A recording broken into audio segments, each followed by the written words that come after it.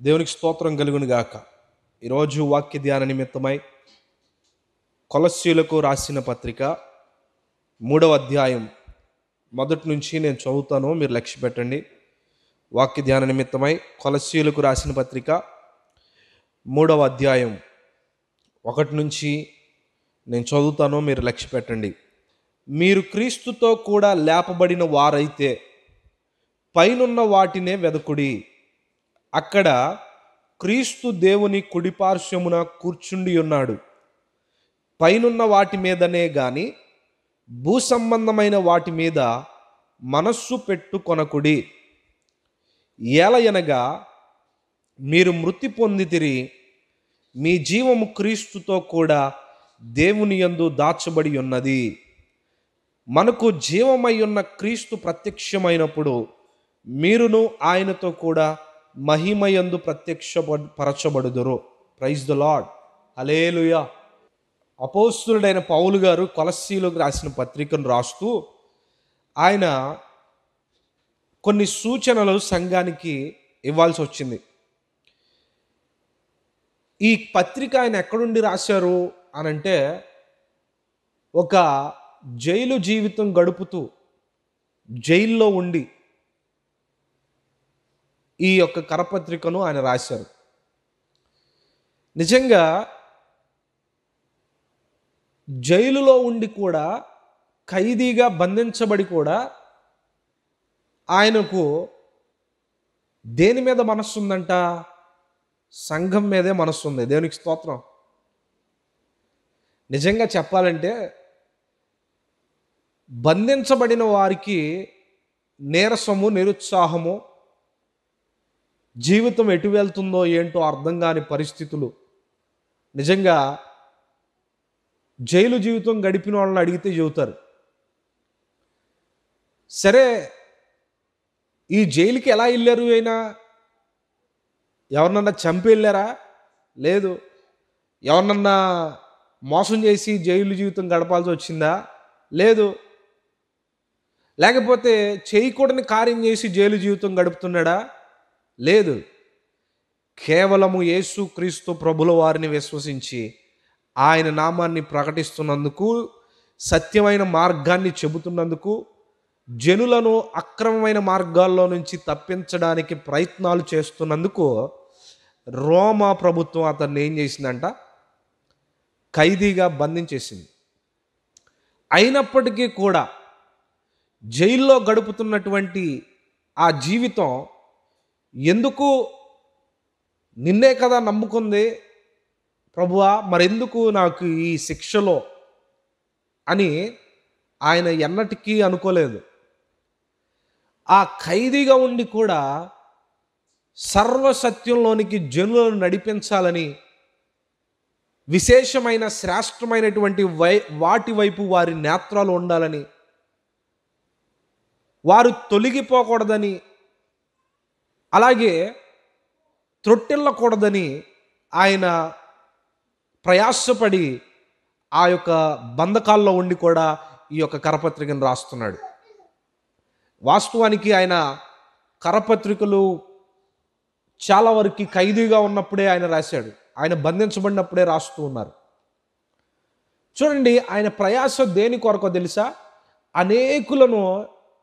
అనేక ఆత్మలను నశించిపోకుండా క్రీస్తుతో కూడా లేపబడి క్రీస్తు యందు ప్రత్యక్షపరచబడాలి అని, పైనున్న రాజ్యంలోనికి జనులందరూ చేర్చబడాలని తన ఆశ. చూడండి ఎంత పెద్ద ఆశ ఆయనకి. జనులందరూ కూడా నరకప్రాయులు కాకూడదని, పైనున్న క్రీస్తు మీద, లేకపోతే క్రీస్తు వైపుగా, ఇదిగో ఉన్నతమైన ఆ స్థితికి జనులు ఎక్కాలని ఆయన ఆశపడ్డాడు.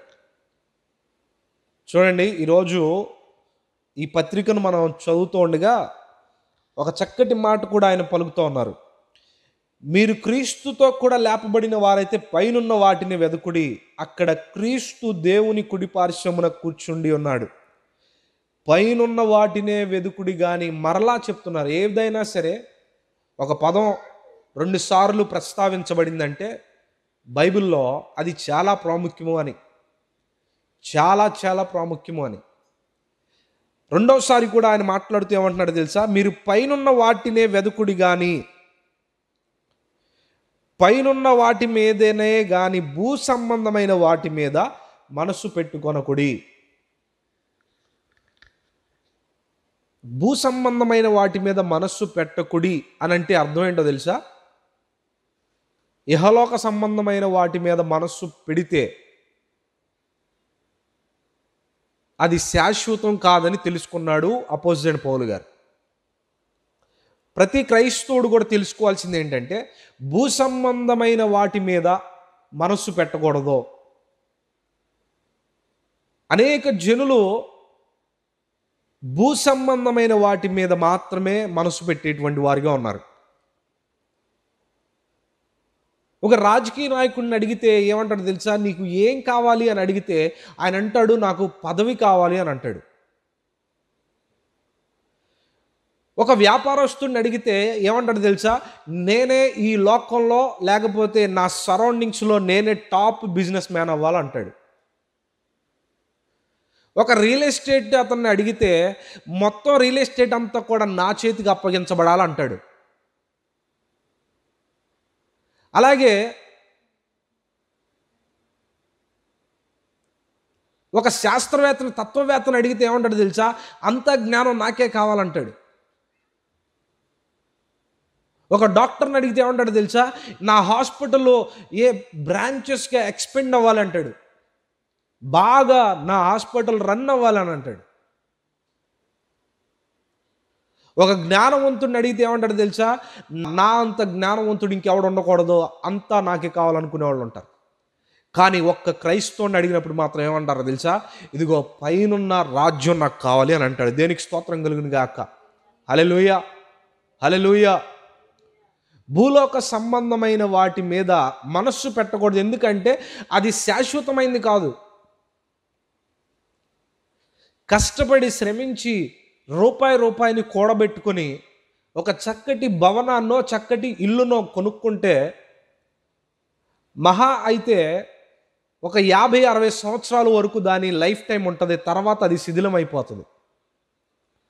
రాజకోటలు కూడా ఈరోజు చాలా బలమైనటువంటి పునాదులు వేసి కట్టారు. కానీ అవి కూడా ఈరోజు సన్నగిల్లిపోయినాయి. అవి కూడా శిథిలావస్థ స్థితికి వచ్చేసినాయి.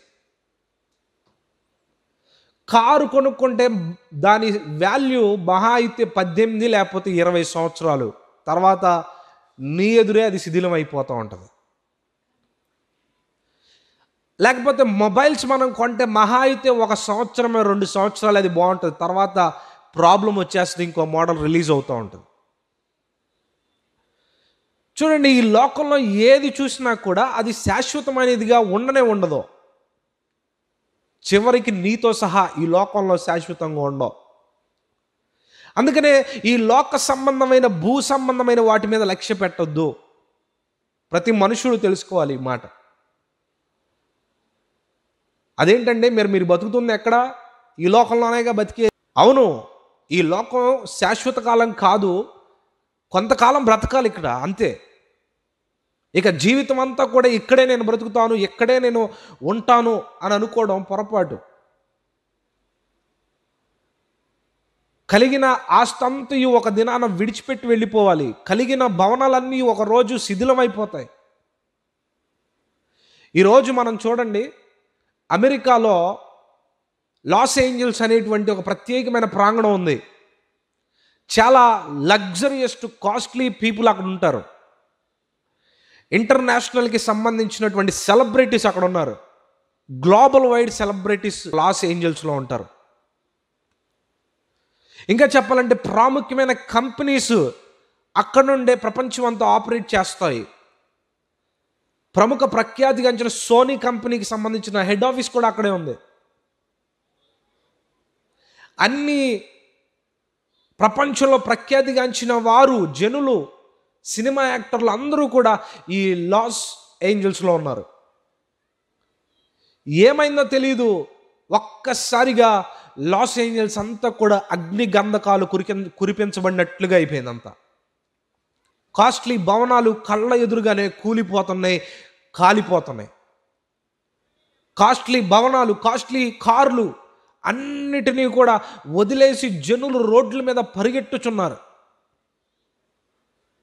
వారు అనుకున్నారు ఈ భవనం ఎన్నో సంవత్సరాలు ఉంటుంది, ఈ ఈ యొక్క ఆఫీస్ ఎన్నో సంవత్సరాలు మనం మేనేజ్ చేయొచ్చు, ఈ కంపెనీ, ఈ బిల్డింగ్ తరతరాలకి స్టాండర్డ్గా ఉండేటట్టుగా మేము కట్టాం.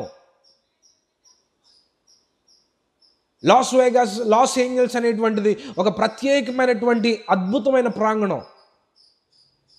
రకరకాల అభిరుచులతో అక్కడ భవనాలు నిర్మించుకున్న వారు అనేకులు ఉన్నారు, పెద్ద పెద్ద సెలబ్రిటీస్ ఉన్నారు. కానీ ఏమైందో తెలీదో, ఇంతవరకు అమెరికా ఉన్నతమైనటువంటి రాజ్యంగా పిలువబడుతున్న ఆ రాజ్యంలో అసలు నిప్పు ఎలా రగులుకుందో కనిపెట్టలేకపోయారు. అంచనాలు వేసుకుంటున్నారు. చెట్టు కొమ్మ రుద్దుకొని మంటలు వచ్చినాయి అని ఒకరు, తీగలు తగిలి మంటలు వచ్చినాయి అని ఒకరు, లేకపోతే ఇంకా ఏదో రకరకాల అంచనాలకు వస్తున్నారు. కానీ ఎలాగా ఆ మంట ప్రారంభమైందో తెలీదో మొత్తం లాస్ ఏంజల్స్ మొత్తం అంతా కూడా ఏమైపోయిందో తెలుసా? లాస్ అయిపోయింది. అంతా కూడా కొన్ని కోట్ల రూపాయల నష్టం క్షణాల్లో వచ్చేసింది. కారులో వెళ్ళి ప్రాణాలు దక్కించుకుందామని వేగంగా కారు నడుపుతుంటే కారు కన్నా వేగంగా మంటలు చుట్టుముట్టేసినాయి. కొన్ని కార్లు అయితే ఆ స్పీడ్లో అర్థం కాక రోడ్ల మీద అడ్డంగా పడిపోయి స్ట్రక్ అయ్యి జామ్ అయిపోతే అప్పటికప్పుడు వచ్చి క్రెయిన్స్ వాటిని క్రష్ చేసేసి మరీ రోడ్ని క్లియర్ చేసినాయి. ఒక్కొక్క కారు ఖరీదు కొన్ని కోట్ల రూపాయలు ఉంటాయి. ఏమైపోయినాయి తెలుసా? అవన్నీ మంటలో ఆహుతైపోయినాయి. కళ్ళ ముందే కొన్ని కోట్ల రూపాయలు విలువ చేసేటువంటి ఆస్తులన్నీ కూడా కాలిపోయినాయి, బూడిదైపోయినాయి. అనేక జనులు కాలి దహించబడ్డారు. వారు అనుకున్నారు బహుశా లాస్ ఏంజల్స్ ఈ లోకంలోనే స్వర్గం అనుకున్నారు. కానీ నరకప్రాయం అయిపోయింది కొద్ది క్షణాల్లోనే. సొదొమ గొమొర్ర పట్టణము ఇదిగో త్రాగుచు తినుచు సంబరాలతో విపరీతమైనటువంటి వ్యభిచార సంబంధమైన క్రియలు చేసుకుంటూ వెళ్ళిపోతున్నారు. ఈ లోకం శాశ్వతం అనుకున్నారు. సొదొమ గొమొర్ర పాపము దేవుని దృష్టికి భయంకరంగా కనపడుట వలన మ్యాప్లో లేకుండా ఆ పట్టణాలను చేయాలని ఉద్దేశించాడు దేవుడు. ఆకాశం తెరవబడగా భయంకరమైన అగ్ని గంధకాలు కురిపించబడగా బూడిదగా మారిపోయింది ప్రతి ప్రాంగణం, ప్రతి వీధి, ప్రతి గృహం కూడా.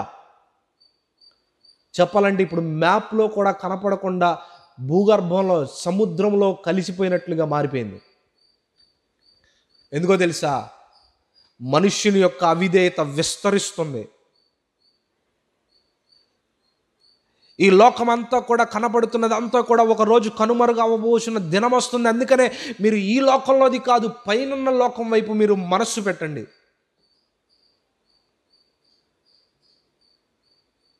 భూ సంబంధమైన విషయాల వైపు కాదు. ఆస్తులు పోగు చేసుకోవాలని, ధనాన్ని పోగు చేసుకోవాలని, బంగారం పోగు చేసుకోవాలని, మనుష్యులను పోగు చేసుకోవాలని రకరకాల ప్రయత్నాలు చేస్తున్న ప్రతి ప్రయత్నం కూడా ఒకరోజు విఫలమైపోతుంది. ఒకరోజు వాటి వలన ఏమి మిగలదో ఆఖరికి నీవు కూడా మిగలవు. అందుకనే ఈ లోకమైన సంబంధమైన విషయాలు వెతకండి. నీవు త్వరలో మరణించబోతున్నావు, మరి నీవు ఎక్కడికి వెళ్ళబోతున్నావో దాని మీద నీ మనసును లక్ష్య పెట్టాలి. దేవాలయమునకు 3 గంటల ప్రాంతంలో శిష్యులు వెళ్తూ ఉన్నారు.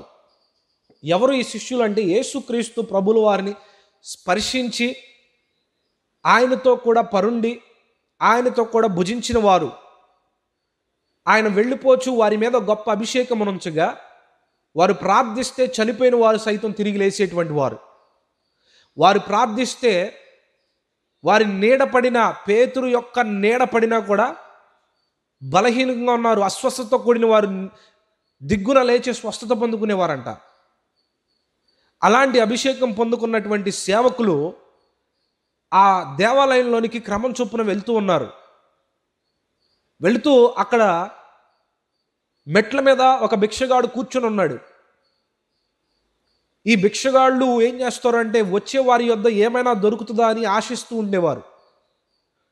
తినడానికి కానీ లేకపోతే ధనాన్ని కానీ ఏమైనా ఇస్తారేమోనని వారి చేతుల వైపు చూసేవారు. ఈ భిక్షగాడు కూడా అలాగే చూస్తున్నాడు. పేతురు యోహాను గారు ఇద్దరు పాస్టర్ గారులు వస్తున్నారు, వీళ్ళు చూడడానికి ధనవంతుల్లాగా ఉన్నారు, నాకేమన్నా ఇస్తారేమో అని వారి చేతుల వైపు తేరి చూస్తున్నాడంట. కానీ ఆ భిక్షగాడికి అర్థం కావట్లేదు, వారు భూమిని తలక్రిందులు చేసే శక్తి కలిగిన అభిషేకం కలిగిన వారు వస్తున్నారు, నా యొక్క ఈ యొక్క బలహీనత నుంచి స్వస్థపరచగలిగిన సమర్థులు వీరే అని గమనించలేకపోయాడు. ఈ దేవాలయం యొద్ద అడుక్కు తినడం ఆయనకి అలవాటుగా మారిపోయింది. ఎవరో ఒకళ్ళు తీసుకొచ్చి అక్కడ కూర్చోబెడితే ఆ గుడి సమయము లేకపోతే ఆ దేవాలయం సమయం వరకు కూడా భిక్షాటన చేస్తూ తన మనుగడ కొనసాగించేటువంటి వాడు. ఎవరైనా వచ్చి తీసుకొని రావాలి, ఆయన్ని తీసుకొని వెళ్ళాలి. ఎవరైనా దయతలిస్తే ఆయన రాగలడు, ఎవడైనా మోసుకొస్తే ఆయన రాగలడు, దేవాలయం దగ్గర కూర్చొని అడుక్కొనగలడు. లేదంటే ఇంటి దగ్గరే ఎక్కడ వేసిన గొంగలి అక్కడే పడినట్లుగా ఉండే స్థితి. ఆయన స్థితి ఎలాంటిదంట, ఒకరి మీద ఆధారపడేటువంటి బ్రతుకు. నిజంగా అటువంటి బ్రతుకు ఎంత కష్టతరం. విసిగించుకుంటారు, ప్రతిసారి తీసుకువెళ్ళాలా తీసుకురావాలా అని కసిరించుకుంటారు. చెప్పాలంటే ఆ మనస్సే అనేకులకు ఉండదు. కానీ ఎవరో ఒకరు జాలి తెలిసి తీసుకొచ్చి అక్కడ కూర్చోబెట్టేవాళ్ళు, ఎంతో కొంత ధనము అడుక్కోవడం వల్ల వచ్చిన వాటితో తన మనుగడ కొనసాగించేవాడు. అనేక సంవత్సరాల నుంచి ఈ కార్యక్రమం జరుగుతూ ఉంది. అలాంటి సందర్భంలో ఇద్దరు పాస్టర్ గారులు దేవుని అభిషేకంతో నింపబడి ఆ ప్రాంగణంలో అడుగు పెడుతున్నారు. దేవాలయం యొద్ద తేరి చూస్తున్నాడంట. ఎవరిని?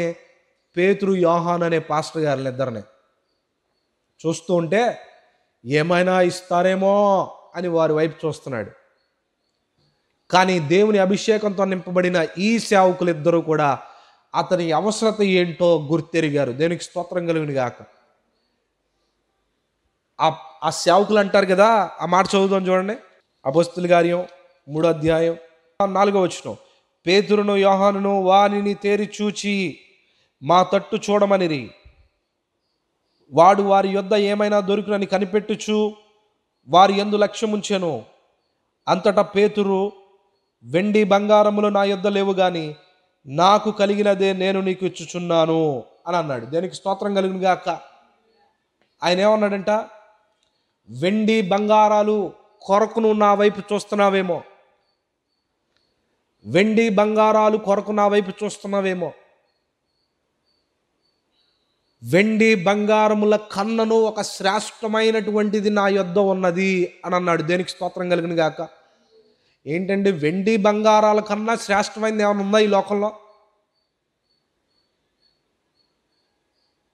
ఇహలోక జనులకు వెండి బంగారాలే శ్రేష్టమైనవి ఈ లోకంలో.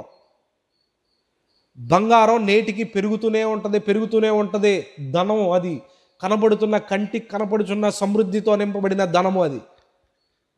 వెండి కూడా అటువంటిదే. ఈ లోకంలో మనుషులందరూ కూడా వెండి బంగారాల కొరకు ప్రయాసపడుతున్నారు. కానీ దాని వలనే ఘోరమైనటువంటి నాశనం వస్తూ ఉంది.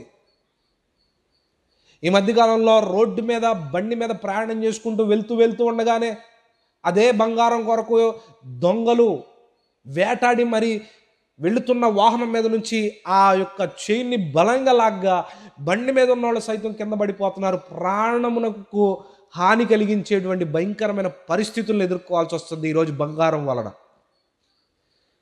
వృద్ధులైనటువంటి వారు బంగారాన్ని ధరించుకుని రోడ్ల మీద వెళ్తూ ఉంటే అకస్మాత్తుగా బండి మీద గ్రద్దొచ్చినట్టుగా వస్తూ ఉన్నారు. ఒక్కసారిగా లాక్కుని బండి మీద నుంచి ఈడ్చుకొని వెళ్ళిపోతున్నారు. ఆ చైన్ తెగితే ఓకే, తెగపోతే ప్రాణం కూడా గొంతు పోయే అవకాశాలు కూడా ఉన్నాయి. బంగారం దొంగిలించడానికి గృహాల్లో ప్రవేశిస్తున్నారు. నీవు ఎంత దాచుకున్నా ఈ బంగారమునకు విలువ ఉన్నది, కానీ ఇదిగో ఆ బంగారం వలనే నీకు నాశనం కూడా వస్తుంది. ఆ బంగారం నీ యొద్ద ఉండదు శాశ్వత కాలం. చనిపోయినప్పుడు ఎవరి చేతులకైనా ఆ యొక్క బంగారపు ఉంగరాలు ఉన్నాయి అనుకోండి, ఈ కాటి కాపర్లు ఏం చేస్తారంటే ఆ వేలును తెగ్గొట్టి మరి ఆ బంగారాన్ని తీసుకుంటారంట. లేదంటే బంధువులే, కుటుంబ సభ్యులే ఆ బంగారాన్ని పీకేస్తారు. ఆ బంగారం వారితో రాదు. మరణం వరకు కూడా ఆ బంగారం వారితో ఉండదు. వారి సమాధిలో వారికి ఉన్న బంగారం ఉండదు.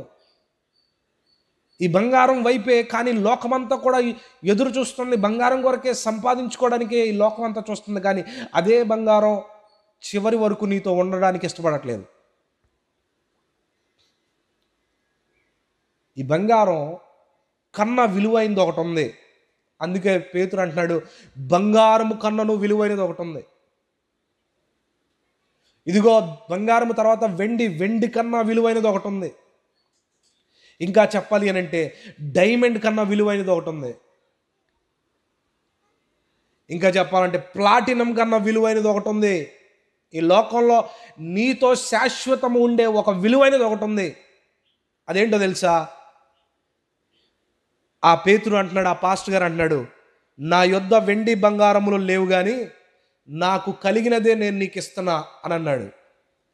నజరేయుడైన యేసు నామమున లేచి నిలువు అని అన్నాడు. అంతే. దేనికి స్తోత్రం కలుగును గాక. ఈ లోకంలో బంగారం కన్నను, వజ్ర వైడూర్యాల కన్నను, శ్రేష్టమైనటువంటి ధన సంపదల కన్నను ఒక బలమైన శక్తి కలిగి ఉన్నారు ఈ అపోస్తులు. ఏంటో తెలుసా? నజరేయుడైన యేసు క్రీస్తు నామం అనేటువంటి శక్తి విలువైనది, అది కలిగి ఉన్నారు. దేనికి స్తోత్రం కలుగును గాక. ఎప్పుడైతే ఆ పైన ఉన్నటువంటి క్రీస్తును కలిగి ఉన్నారో, బంగారము ఒకవేళ ఈ భిక్షగాడికి ఇచ్చినా అది ధరించుకొని కుంటుతూనే ఉండేవాడు. వెండి ఈ భిక్షగాడికి ఇచ్చినా అది ధరించుకొని కుంటుతూనే ఉండేవాడు. బంగారం అతనికి ఇచ్చిన ఈ భిక్షగాడిలో ఏ మార్పు ఉండేది కాదు. కానీ నజరేయుడైన యేసు క్రీస్తు నామమున లేచి నిలబడం అనగా, ఇదిగో సంవత్సరాల కొలది చచ్చుబడిపోయిన ఆ కాళ్ళల్లో బలము తక్షణమే పొందుకున్నాడు. ఇప్పుడు కుంటివాడు లేచి నిలబడుతున్నాడు. దేనికి స్తోత్రం కలుగును గాక. హల్లెలూయా. ఈ కుంటివాడు లేచి నిలబడుతున్నాడు. ఈ లోకంలో బంగారం కలిగిన దాని కన్నను క్రీస్తును కలిగి ఉన్న వ్యక్తి లేచి నిలబడతాడు. ఇదిగో సజీవమైన ఆ పైన ఉన్నటువంటి రాజ్యంలో అడుగు పెడతాడంతే. దేనికి స్తోత్రం కలుగును గాక. అందుకనే ఏమడుగుతున్నాడు తెలుసా? పైన ఉన్న వాటిని వెదకండి. ఈ లోకంలో బంగారం కన్నను కూడా శ్రేష్టమైనది ఒకటి ఉంది, అది యేసుక్రీస్తు. వెండి బంగారముల కన్నను మిన్నైన ప్రేమ చూపే దేవుడు. రత్న వైఢూరముల కన్నను మిన్న అయినటువంటి దేవుడు ఈ లోకంలో ఆయన అడుగుపెట్టి ఉన్నాడు. పైనున్న ఆ రాజ్యమును కొరకు మీరు కనిపెట్టుకోనండి అని అపోజిట్ పౌలు గారు వట్టిగా చెప్పడం లేదు. తేరి చూస్తున్నారంట ఈ లోక సంబంధులు అందరూ కూడా. అయ్యో, వాడు బిల్డింగుల మీద బిల్డింగులు కడుతున్నాడే, వాడు బంగారం మీద బంగారం ధరిస్తున్నాడే, వాడు భూముల మీద భూములు కొంటున్నారే, వీరు ఇదిగో ఈ రకంగా కారుల మీద కార్లు కొంటున్నారే, ధన సంపద వృద్ధి చెందుతున్నారే, నేనేంటి, నా బ్రతుకేంటి అని క్షీణించిపోతున్న వారు అనేకులు ఉన్నారు ఈ లోకంలో.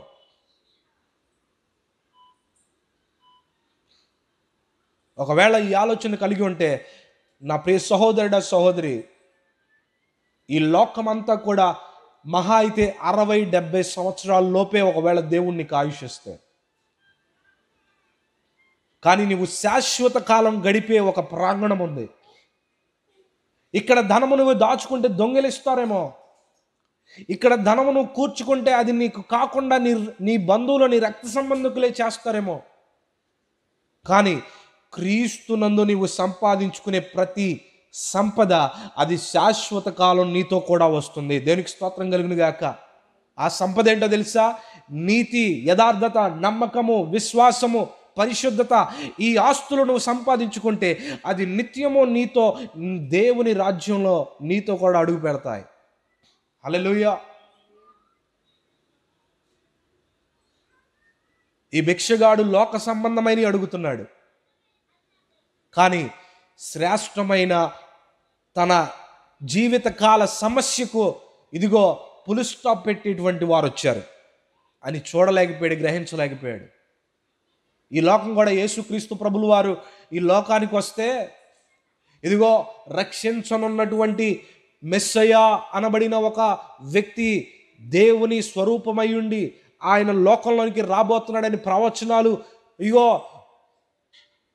భయంకరంగా ఆ ప్రవచనాలు చెబుతూ ఉన్నప్పటికీ కూడా ఎన్నో సంవత్సరాలకు మునిపే మెస్సయ్య అనబడిన ఆయన ఈ లోకంలో అడుగు పెడతాడు, అతడు పాపులను రక్షించే దేవుడై ఉన్నాడని కొన్ని వందల ఏళ్ల క్రితమే ఆది కాండంలోనే ప్రారంభంలోనే ఒక ప్రవచనాలు క్రీస్తుని గురించి సూచిస్తూ ఉంటే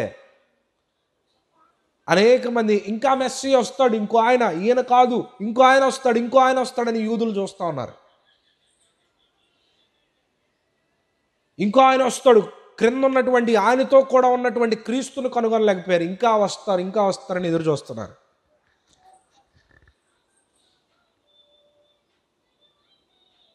అందుకే వారి నేత్రాలు మూయబడ్డాయి కాబట్టి పైన వాటిని చూడడానికి ఇష్టపడటం లేదు. నేత్రాలు మూయబడ్డాయి కాబట్టి మనుషుల యొక్క నేత్రాలు, అంతరంగ నేత్రాలు, మనోనేత్రాలు మూయబడ్డాయి కాబట్టి ఈ లోకంలో బంగారం, వెండి, ఆస్తులు, కార్లు, బంగ్లాలు, భవనాలు అనుకుంటున్నారు. ఒక సత్యమైనటువంటి, ఒక శ్రేష్టమైనటువంటి ఒక రాజ్యం ఉన్నది, ఇక్కడ కన్ను మూస్తే ఒక చోట మనం ప్రత్యక్షపరచబడాలి, అది ఎక్కడ అని పైన ఉన్న వాటిని వెతకడానికి ఇష్టపడట్లేదు. అందుకనే ఈ కొలస్సీ సంఘం కూడా అలాగే తయారైంది. అక్రమాల వైపు, భూ సంబంధమైన వాటి వైపు వారి మనస్సును కేంద్రీకరించారు. పెళ్ళిళ్ళంటూ, వివాహాలంటూ, పిల్లలకి పెళ్ళిళ్ళకి ఇచ్చుకొంచు, త్రాగుచు, వ్యభిచరిస్తూ, దొంగిలిస్తూ, అపవిత్రమైన కార్యకలాపాల చేత నింపబడిపోయిన కొంతమందిని గురించి కొలస్సీ సంఘంలో ఒక పత్రికను ఆయన బంధించబడి కూడా వారి మీద లక్ష్యం ఉంచి రాస్తూ ఉన్నాడు. ఈ పత్రిక ఇహలోక సంబంధమైన వాటి మీద మీరు మనస్సు పెట్టకండి. ఇదిగో క్రీస్తు అను సర్వోన్నతమైన దేవుడు ఆకాశమందు ఉన్నాడు, ఆయన వైపు మీరు మనస్సు పెట్టండి. ఎందుకంటే ఒక దినం రాబోతుంది, ఈ లోకము విడిచి వెళ్ళవలసిన దినం ఒక దినాన రాబోచున్నది. ఆయన ఈ లోకమును తీసివేయబోతున్నాడు ఒక దినాన. కనుక పైన వాటి మీదే మీ మనస్సు లక్ష్య పెట్టండి అని దేవుని వాక్యం సెలవిస్తోంది. రెండవదిగా మనం చూసినట్టయితే యేసుక్రీస్తు ప్రభువారు ఆ దినాల్లో 33.5 సంవత్సరాలు ఈ లోకంలో బ్రతికి సిలువ వేయబడి మరణించి 3వ దినాన తిరిగి లేచి 40 దినాలు జనుల మధ్యలో సంచరిస్తూ, ఇదిగో నేను బ్రతికే ఉన్నాను, నా గురించినటువంటి ప్రవచనాలు ఏవైతే ఉన్నాయో, మరణించి తిరిగి లేస్తారు మెస్సయ్య అనబడిన ఆయన, అది ఎవరో కాదు నేనే అని చనిపోయి 3వ రోజు సజీవంగా తిరిగి లేచిన ఒకే ఒక్క ఏకైక దేవుడు జనులందరికీ ఆయన చూపించుకొని, నేను బ్రతికే ఉన్నాను, నన్ను మృతులలో వెతకండి, నేను సజీవుడిగానే ఉన్నాను, తిరిగి లేస్తానని చెప్పాను కదా, తిరిగి లేచాను అని చూపించి జనులందరికీ ఆయన రుజువుపరుచుకుంటున్నాడు. ఆ సమయంలో శిష్యులందరూ కూడా చెదిరిపోతే ఆయన, నేను సజీవునిగానే ఉన్నాను, మీరు ఎందుకు భయపడి పారిపోతున్నారు అని ఒక్కొక్కరు ఆయన్ని చూసినప్పుడు ఆశ్చర్యపోయి ఆయన త్రట్టు తిరిగినప్పుడు ఆయన అంటున్నాడు కదా, మీరు ఏంటంట, మీరు పైనుంచి ఒక పరిశుద్ధాత్మను శక్తిని నేను మీకు అనుగ్రహించబోతున్నా, దాని కొరకు మీరు కనిపెట్టుకోనండి, మీరు ధైర్యంగా ఉండండి అని అంటే శిష్యులందరూ కలిసి ఏమన్నారు తెలుసా? అయ్యా, ఇశ్రాయేలు రాజ్యం ఇప్పుడు రోమీలు పరిపాలిస్తున్నారు కదా, మరలా మీరు ఈ ఇశ్రాయేల్ దేశాన్ని మరలా తిరిగి మాకు అప్పగించబోతున్నారా? ఇశ్రాయేల్ దేశం ఒక ప్రత్యేక దేశంగా ఏలుబడి చేయబోతుందా అని అడుగుతున్నారు. ఏమని అడుగుతున్నారంట? ఈ రాజ్యం గురించి, లోక సంబంధమైన రాజ్యం గురించి అడుగుతున్నారు, పైన రాజ్యం గురించి ప్రభు చెబుతుంటే. ఎవరు? శిష్యులే. ఈరోజు అనేక మంది దేవుని విశ్వసించేవారు కూడా లోక సంబంధమైన వాటిని గురించి ఆలోచన చేస్తూ ఉన్నారు. ఆ రాజ్యం తిరిగి మరలా వచ్చేస్తుందా? మరలా మా రాజ్యంలో మేము బ్రతకొచ్చా? ఇశ్రాయేలు సిటిజన్స్గా మరలా మేము చలామణి అవుతామా? గొప్ప రాజ్యం మరలా స్థాపించబడుతుందా అని యేసుక్రీస్తు ప్రభు వారిని అడుగుతున్నారు శిష్యులు. అప్పుడు ప్రభు అంటాడు కదా, ఈ లోక రాజ్యం ఎప్పుడు రావాలో, ఎప్పుడు తీసేయాలో అది తండ్రి చిత్తమునున్నది. అది మీ ఆలోచన దాని మీద లక్ష్య పెట్టకండి. రాజ్యాలు వస్తాయి, అధికారాలు వస్తాయి, పోతాయి. ఈరోజు ఒకళ్ళు పవర్లో ఉంటారు, మరొకళ్ళు పవర్లోకి వస్తారు. రాజ్యము మీద రాజ్యము దండెత్తినప్పుడు ఒకరు గెలుస్తారు, ఒకరు ఓడిపోతారు. ఒకరికి రాజ్యం వస్తుంది, ఒకరికి రాజ్యం రాదు. దీని మీద మీరు మనసు లక్ష్య పెట్టకండి, ఇది శాశ్వతం కాదు. ఇదిగో పైనుండి నేను ఒక ఆత్మను మీకు అనుగ్రహించబోతున్నా. నేను వెళ్ళి ఒక ఆదరణకర్తను మీకు అనుగ్రహించబోతున్నా. ఆ ఆదరణకర్త మీ మీద అభిషేకమును అనుగ్రహించినప్పుడు మీరు శక్తిని అందుకుంటారు, బలమును అందుకుంటారు. అప్పుడు పైనున్న రాజ్యం కొరకు మీరు ప్రయాసపడతారు. దేనికి స్తోత్రం కలుగును గాక. ఆ మాట చెబుతుంటే వీళ్ళు ఇహలోక సంబంధమైన వాటినే అడుగుతున్నారు.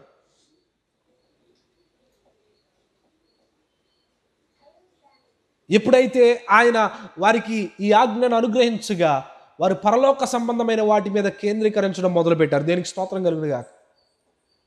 వారి మేడగది మీదకి వెళ్ళి పరిశుద్ధాత్మ కొరకు కనిపెట్టుచుండగా ఒక అగ్ని వంటి నాలుకలుగా విభాగింపబడి ప్రతి ఒక్కరి మీద ఆ అగ్ని వ్రాలగా ఒక్కొక్కరు బలమైన శక్తిని పొందుకున్నారు. దేనికి స్తోత్రం.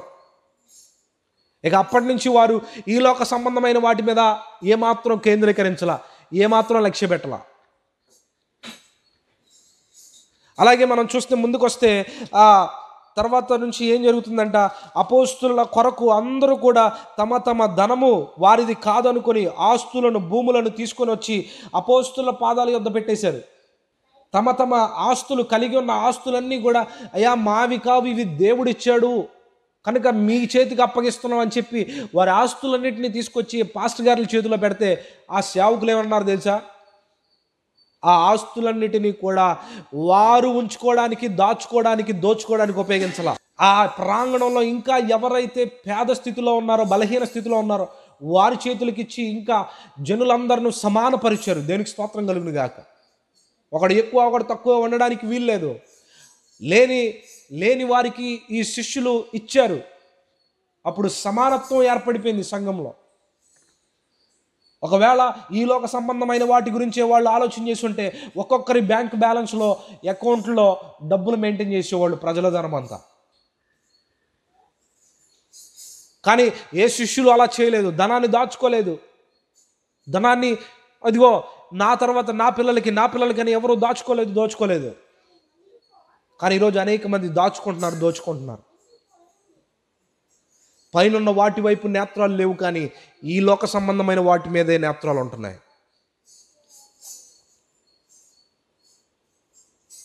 అందుకే అంటున్నాడు పనిమాల అపోజిట్ అయినటువంటి పౌలు గారు ప్రత్యేకించి నొక్కి పలికి మాట్లాడుతున్న మాట ఏంటి తెలుసా, నిజంగా మీరు క్రీస్తుతో కూడా లేపబడిన వారైతే పైనున్న వాటినే వెదుకుడి. ప్రారంభ దినాల్లో నేను కూడా ఉద్యోగం చేసేటప్పుడు సేవలోకి అడుగు పెట్టక మునుపు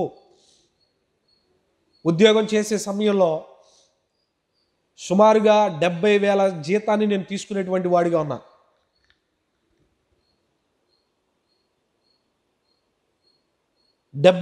జీతము, విలాసవంతమైన జీవితాన్ని జీవించేటువంటి వాడిగా ఉన్నా. ఖరీదు కలిగిన వస్త్రాలు, ఖరీదు కలిగినటువంటి విధానాన్ని అవలంబించుకున్నట్లుగా బ్రతికా. కానీ ఎప్పుడైతే పరిచర్యలోకి ఆయన పిలుపును అనుగ్రహాన్ని పొందుకున్నానో దాన్ని విడిచిపెట్టినప్పుడు కొన్నిసార్లు ఏమీ లేని పరిస్థితులు కూడా ఉన్నాయి. అయినప్పటికీ కూడా రేపేంటి అనే ఆలోచన నాకు రాదు. దేనికి స్తోత్రం కలుగును గాక. ఆ సమయానికి ఏదో రీతిగా ఆయన పోషించే దేవుడు. నా యొద్దకు వచ్చి వారిని నేను త్రోసివేసే దేవుడిని కాదు. అలాగే యెహోవాను ఆశ్రయించు వారికి ఏ మేలు కొదువై ఉండదని దేవుని వాక్యం సెలవిస్తోంది. దేనికి స్తోత్రం కలుగును గాక. సింహపు పిల్లలైన ఆకలిగొనేమో కానీ యెహోవాను ఆశ్రయించు వారికి ఏ మేలు కొదువై ఉండదు. విశ్వాసముతో ఆయన్ని వెంబడించే వారికి ఏ మేలు కొదువై ఉండదు. ఇహలోక సంబంధమైన వాటిలోనైనాను పరలోక సంబంధమైన వాటిలో కానీ ఏ విషయంలో కూడా కొదువు ఉండదంట. దేనికి స్తోత్రం కలుగును గాక. హల్లెలూయా.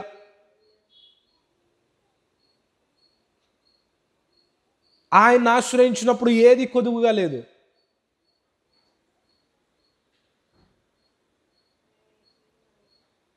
అన్నిటినీ సమస్తాన్ని అపోస్తులు ఏం చేశారంట, ఈ లోక సంబంధమైన వాటి మీద దాచుకోవాలి, స్థలాలు కొనుక్కోవాలి, అభివృద్ధి పొందాలి, లేకపోతే ఇదే శాశ్వతం అని అనుకోలేదు.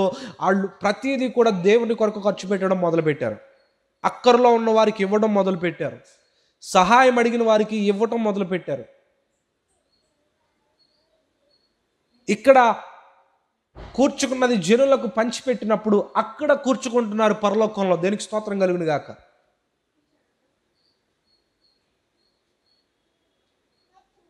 ఆయన నామమందు ఏదైతే ఈ లోకంలో విడిచిపెడతారో ఆ సమస్తమును అక్కడ కూర్చుకుంటారంట. దేనికి స్తోత్రం కలుగును గాక. పరలోక సంబంధమైన బహుమానము అధికమవుతుంది. అలా అనుకుంటే ఉన్నది మొత్తం అమ్మేయమంటారా బ్రదర్? ఉన్నాయి మొత్తం అమ్మేసేయండి,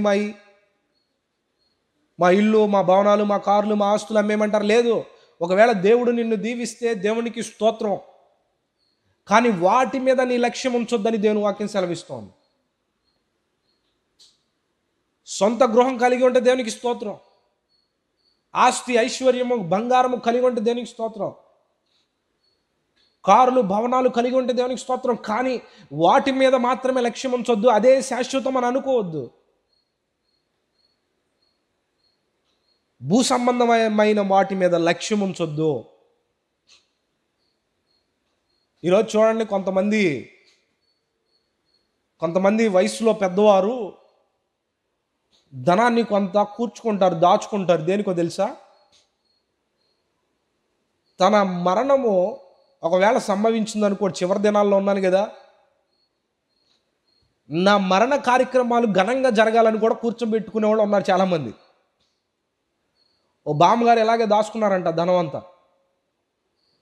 ఎందుకు దాచుకున్నారు అని అంటే, నేను చనిపోయిన తర్వాత నా కార్యక్రమం, ఆ దిన కార్యక్రమాలు ఏదైతే ఉంటాయో చాలా ఘనంగా జరిగించాలి అని ముందుగానే కొడుకులకో మనవాళ్ళకో చెప్పి దాచిందంట. దాచింది అంతవరకు సరే, బాగానే ఉంది. ఎన్నో సంవత్సరాల నుంచి దాచి ఒకసారి ఆ మనవాళ్ళకో కొడుకులుగా చెప్పిన మరికొన్ని రోజులకే బ్యాంకులో దాచుకున్న ధనం అంతా కూడా ఖాళీ అయిపోయింది. ఏంటమ్మా అంటే, ఇగో పలానా అవసరం వచ్చింది చూసావు కదా, నువ్వు చనిపోయడానికి ఆ టైంకి ఏదో ఒకటి చేద్దాంలే అని ఆ ధనం మొత్తం తీసేసుకున్నారంట. చూడండి, మనుషుల ఆశ ఏంటో తెలుసా? చనిపోయిన తర్వాత కూడా ఘనంగా ఆ కార్యక్రమాలు జరగాలనుకునే ఆశ. కానీ అది కూడా దక్కుతుందా అంటే అది కూడా దక్కట్లేదు కొంతమందికి. ఏంటో తెలుసా? 90% మందికి ఆ దాచుకున్న ధనం కూడా దోచేసుకుంటున్నారు కుటుంబ సభ్యులే. ఈ లోకంలో ఘనంగా జరగాలని దాచుకున్నదంతా కూడా దొంగిలించబడిపోతుంది.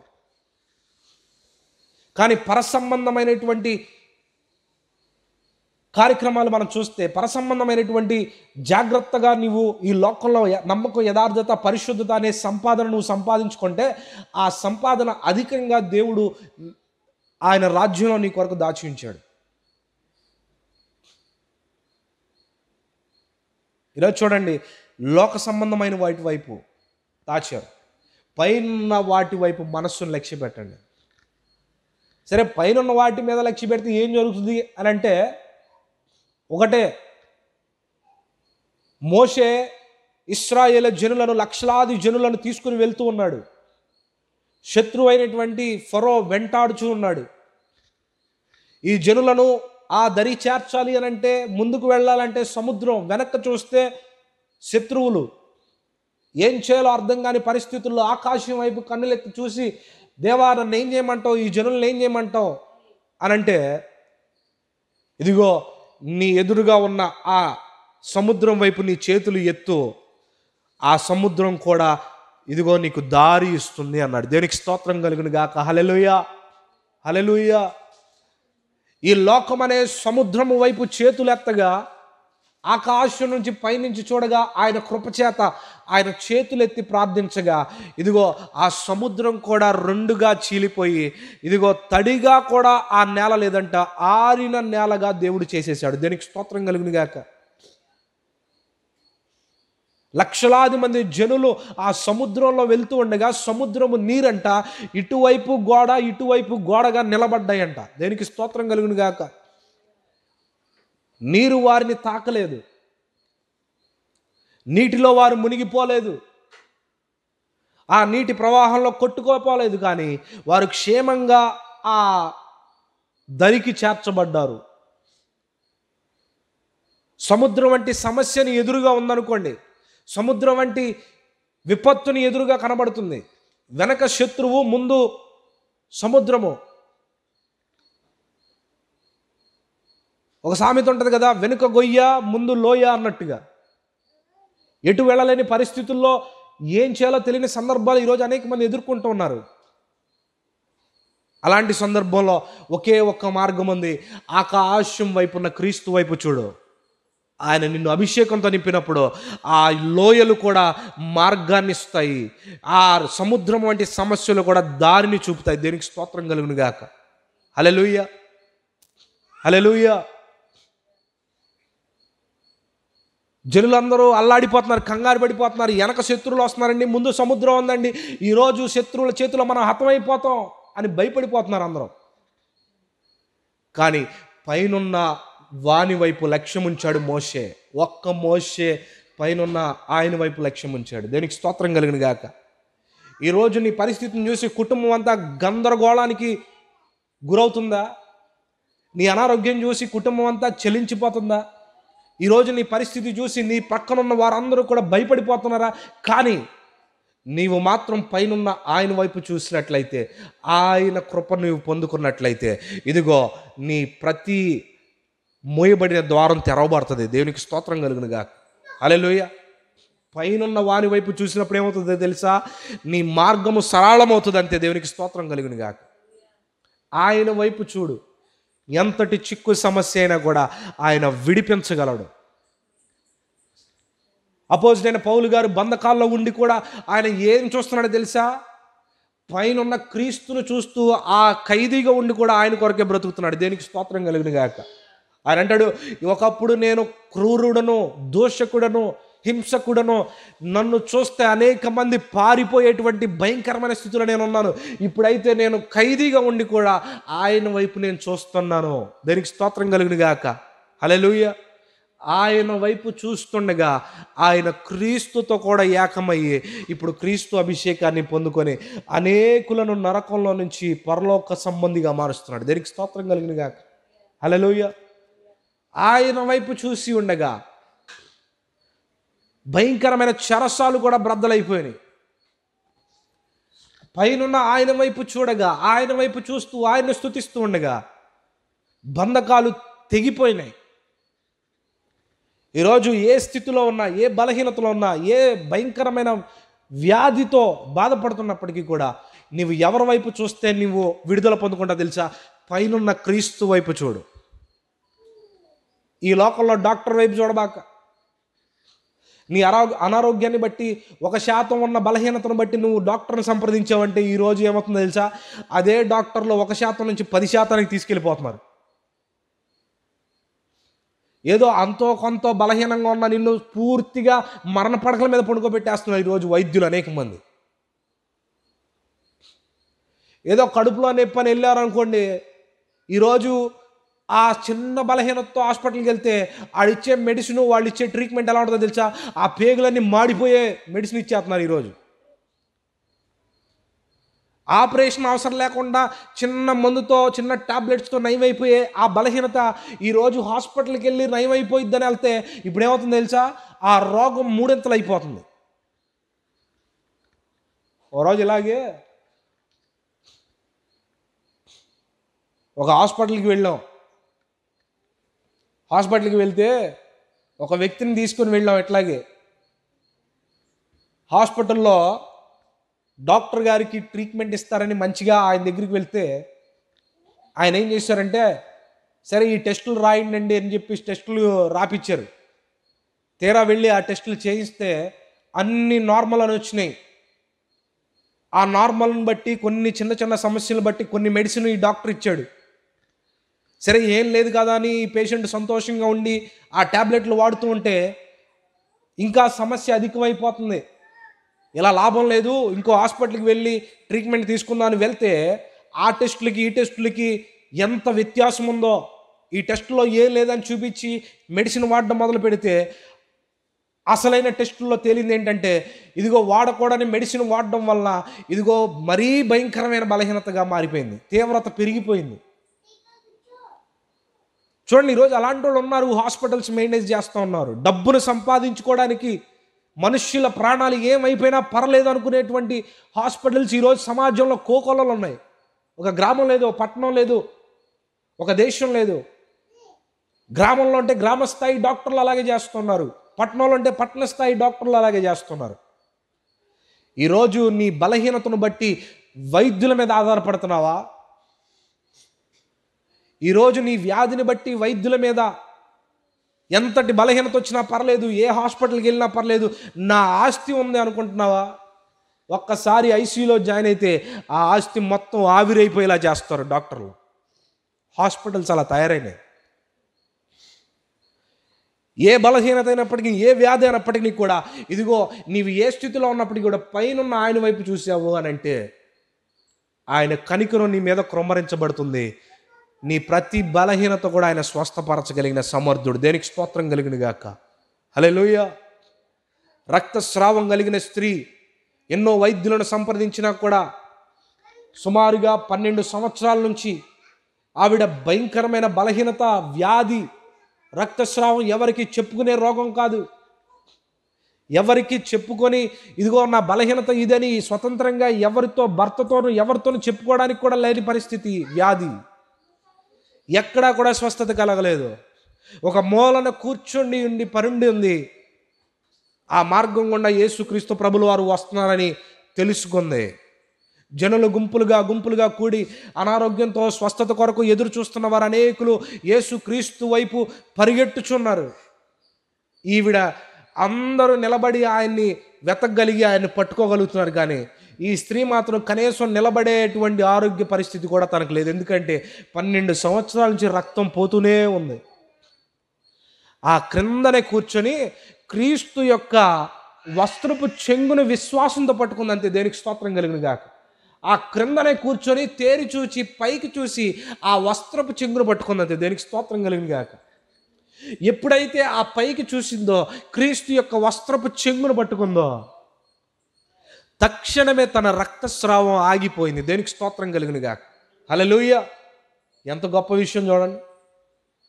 తేరి చూచింది, ఆయనను చూచి ఉండగా, ఆయనను చూచి ఆయన వస్త్రపు చెంగును పట్టుకోగా ఏమైపోయిందంట? స్వస్థత ఆశ్చర్యంగా పొందుకుంది. దేనికి స్తోత్రం దగ్గరికి, ఈ డాక్టర్ దగ్గరికి తిరిగింది, ప్రయోజనం లేదు. కానీ క్రింద కూర్చొని పైకి చూసింది, దేవుని ముఖాన్ని చూస్తూ వస్త్రాన్ని పట్టుకుంది విశ్వాసంతో. ఈరోజు పైనున్న క్రీస్తు వైపు చూడగా ఏమవుతుంది తెలుసా? నీ ప్రతి సమస్య కూడా సరళమవుతుంది. నీ ప్రతి సమస్య నుంచి కూడా విడుదల పొందుకుంటావు. పైన చూడడం వల్ల నీకేం కలుగుతుందో తెలుసా? నీ ప్రతి బలహీనత నుంచి స్వస్థత పొందుకుంటావు. పైన ఉన్న వాటిని చూడడం వల్ల ఏమవుతుందో తెలుసా? అయోమయంలో గజిబిజి గందరగోళంలో ఉన్న నీ బ్రతుకు ఒక ఉన్నతమైనటువంటి శ్రేష్టమైనటువంటి జీవితంగా మార్చబడుతుంది. దేనికి స్తోత్రం కలుగును గాక. దావీదు కూడా ఏం చేశాడో తెలుసా? ఇదిగో ఆ అరణ్యంలో ఉండి కొండల వైపున్న క్రీస్తు, కొండల వైపున్న దేవుని మహిమ వైపు చూస్తూ, నన్ను ఎక్కలేనంత ఎత్తైన కొండకు ఎక్కిస్తావు ప్రభువా అని అన్నాడు. అప్పటి వరకు తన బ్రతుకంతా గజిబిజి గందరగోళంగా ఉంది. గొర్రెలు కాచుకుంటూ, తెల్లవారు లేస్తే గొర్రెలు కాచుకుంటూ బ్రతికే తన జీవితం, గొర్రెలు కాచుకుని తన జీవితం అంతా ఆ గొర్రెలు కాస్తూనే నా బ్రతుకు అయిపోతుందేమో అనుకున్నాడు దావీదు. అయ్యా, నా స్థితి మారాలి, నా బ్రతుకు మారాలి, ఇదిగో ఎక్కలేని ఎత్తైన కొండను నేను ఎక్కాలి అని ఆ పైనున్న క్రీస్తు వైపు, ఆకాశం వైపు తేరి చూచి మాట్లాడుతూ మొదలుపెట్టాడు దావీదు. ఆయన ప్రార్థించగా ఇదిగో ఎక్కడో క్రింద స్థాయిలో ఉన్నటువంటి దావీదును తీసుకొని వచ్చి ఇప్పుడు సింహాసనాన్ని ఎక్కించాడు. దేనికి స్తోత్రం కలుగును గాక. హల్లెలూయా. ఎవరి వైపు చూచాడు? పైనున్న దేవుని వైపు చూచాడు. దేనికి స్తోత్రం కలుగును గాక. నేను రాజునవ్వాలండి, నేను రాజునవ్వాలండి, అధికారం కావాలండి అని ఎవరి వైపు ఏ మనుషుని వైపు చూశాడా? ఎవరి వైపు చూడలేదు, క్రీస్తు వైపు చూసి అంటున్నాడు, నేను ఎక్కలేనంత కొండ నన్ను ఎక్కిస్తావా ప్రభువా అని ఆకాశం వైపు చూస్తున్నాడు. దేనికి స్తోత్రం కలిగింది గాక. హల్లెలూయా, హల్లెలూయా. ఎప్పుడైతే ఆయన ఆ రీతి జీవితాన్ని అవలంబించుకున్నాడో ఒక దినాన దేవుడు నిశ్చయంగా ఆయన ఎక్కలేని ఎత్తైన యెరూషలేము కొండనెక్కించాడు. ఆ కొండ మీద జనులను పరిపాలించే రాజుగా మార్చాడు. దేవునికి స్తోత్రం కలుగును గాక. ఆయన కొరకు నిరీక్షించే వారిలో ఏ ఒక్కరి నిరీక్షణ వ్యర్థం కాలేదు ఎప్పటి వరకు. దేవునికి స్తోత్రం కలుగును గాక.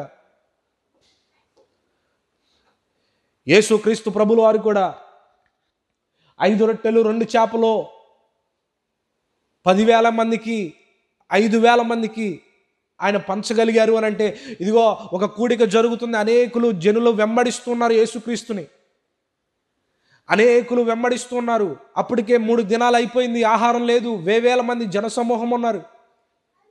ఆ సమయంలో ప్రజలు తినడానికి ఆహారం లేకపోతే, ఇదిగో మీ యొద్ద ఎవరి దగ్గరైనా ఆహారం ఉన్నదని ఆయన అడిగాడు. అడిగినప్పుడు జనులు అన్నారు, మీకెత్తే మా దగ్గరే ఉంటుంది, మేము తినడానికి ఏముంటుందని ఎవరు ఇవ్వలేదు. కానీ ఒక్క బాలుడు మాత్రం తీసుకొచ్చి నా యొద్ద ఇవి ఉన్నాయి అనగా ఆయన ఆ కొంచాన్ని తీసుకొని వచ్చి కేవలం 5 రొట్టెలు 2 చేపలను తీసుకొచ్చి ఆకాశం వైపు దీన్ని చూపించాడు. ఎత్తైన ఆ ఆకాశం వైపు చూడగా పరలోక సంబంధి అయిన దేవుడు కదా ఆయన.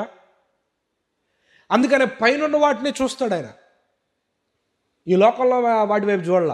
అక్కడ రెస్టారెంట్లు ఏమైనా ఉన్నాయా, హోటల్స్ ఏమైనా ఉన్నాయా అని అడగలా ఆయన. ఆ కొంచెం నా యొద్దకు తీసుకురండి అని అన్నాడు. ఎప్పుడైతే ఆయన తీసుకున్నాగా ఆయన ఎత్తి ఆకాశమునకు చూపగా పరలోకం నుంచి గొప్ప సహాయం ఆయనకు వచ్చింది. అంతే. దేనికి స్తోత్రం కలుగును గాక. హల్లెలూయా. 5 రొట్టెలు కాస్త ఇప్పుడు 5,000 మంది తినడానికి సరిపోయింది. దేనికి స్తోత్రం కలుగును గాక. నీకు కలిగిన చిన్నదైనప్పటికీ కూడా ఆయన వైపు చూపించి ఆయనకు అప్పగించావంటే నీ జీవితము అనేకులకు ఆశీర్వాదకరంగా మార్చబడుతుంది అనడానికి సాదృశ్యం ఇదే కదా. కొంచెమే నీవు కలిగి ఉన్నావు, ఆ కొంచెమును నువ్వు దేవుని వైపు అప్పగించుకుంటే నీ స్థితి కొంచెమే, నీ పరిస్థితి కొంచెమే.